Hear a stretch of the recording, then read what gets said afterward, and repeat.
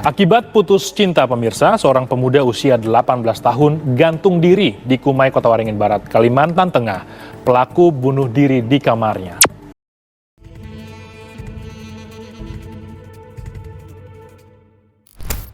Pernah nggak sih lo tiba-tiba ngerasa deg-degan pas ketemu dia?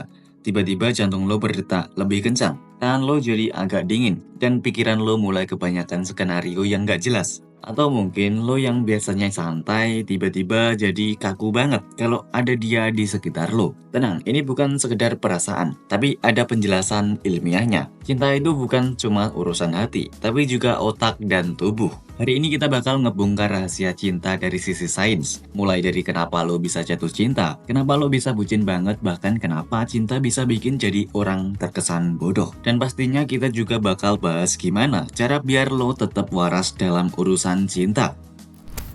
Oke, pertama-tama kita harus sepakat dulu. Cinta itu apa sih? Kalau kata para ilmuwan, cinta itu lebih dari sekedar perasaan, tapi lebih mirip reaksi kimia di otak yang bikin kita merasa bahagia, merasa tertarik, dan bahkan kecanduan. Jadi secara nggak langsung, cinta itu kayak narkoba alami yang bikin kita terus kepikiran sama satu orang. Para ilmuwan membagi cinta dalam 3 tahap. Pertama adalah lust atau nafsu. Ini dipicu hormon testosteron dan estrogen yang bikin kita merasa tertarik secara fisik ke seseorang. Makanya first impression itu penting banget.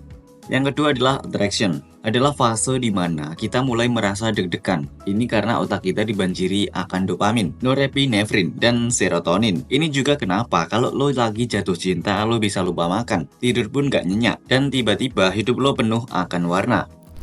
Yang ketiga adalah attachment, adalah fase di mana kita mulai ngerasa nyaman dan pengen terus sama orang itu. Hormon oksitosin dan vasopresin yang bertanggung jawab di sini bikin lo ngerasa tenang dan gak gampang tergoda sama orang lain.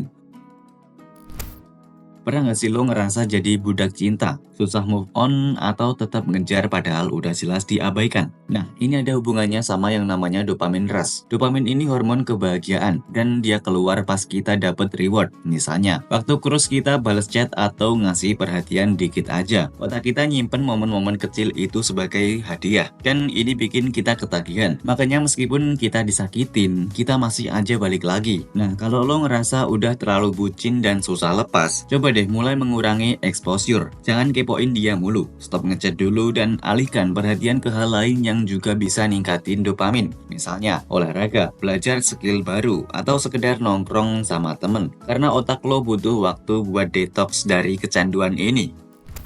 Saat kita jatuh cinta, bagian otak yang namanya amigdala yang tugasnya buat berpikir logis dan ngerem emosi itu jadi kurang aktif. Makanya kita jadi lebih impulsif dan nggak mikir panjang. Seringkali kita juga buta terhadap kesalahan pasangan kita. Cara terbaik buat tetap rasional dalam hubungan adalah dengan selalu kasih jeda sebelum mengambil keputusan besar. Misalnya, kalau lo lagi marah atau cemburu, jangan langsung ngechat panjang atau bikin drama. Ambil nafas, kasih waktu buat diri lo mikir, dan baru ambil keputusan. Siapa yang pernah patah hati? Rasanya kayak dada nyesek, males makan, bahkan ada yang sampai sakit beneran. Ini bukan cuma perasaan doang. Saat kita putus ataupun ditinggal, otak kita bereaksi mirip kayak orang yang mengalami gejala putus obat. Area otak yang aktif itu sama, kayak orang yang lagi sakau dari kecanduan narkoba. Makanya butuh waktu buat sembuh dari patah hati ini. Karena tubuh kita literally lagi withdrawal dari semua hormon kebahagiaan yang dulu ada. Cara terbaik buat move on adalah dengan berhenti, cari dosis kecil dari mantan. Misalnya jangan stalking, jangan dengerin lagu galau terus, dan fokus buat bikin kenangan baru yang lebih positif. Otak lo butuh waktu buat adaptasi, tapi kalau lo sibukin diri dengan hal-hal yang bikin lo bahagia, pasti recovery-nya bakal lebih cepat. Jadi cinta itu bukan soal perasaan doang, tapi juga reaksi kimia yang bikin kita jatuh hati, bucin, bahkan sampai sakit hati. Tapi bukan berarti kita nggak bisa mengontrolnya. Dengan paham cara kerja otak kita bisa belajar buat mencintai dengan lebih sehat, lebih rasional, dan nggak gampang kejebak di hubungan yang salah. Kalau lo suka konten kayak gini, jangan lupa like, komen, dan subscribe biar nggak ketinggalan konten menarik lainnya. Share juga ke temen lo yang lagi bucin berat biar dia tercerahkan. Makasih udah nonton video ini sampai akhir, and see you on the next video. Bye.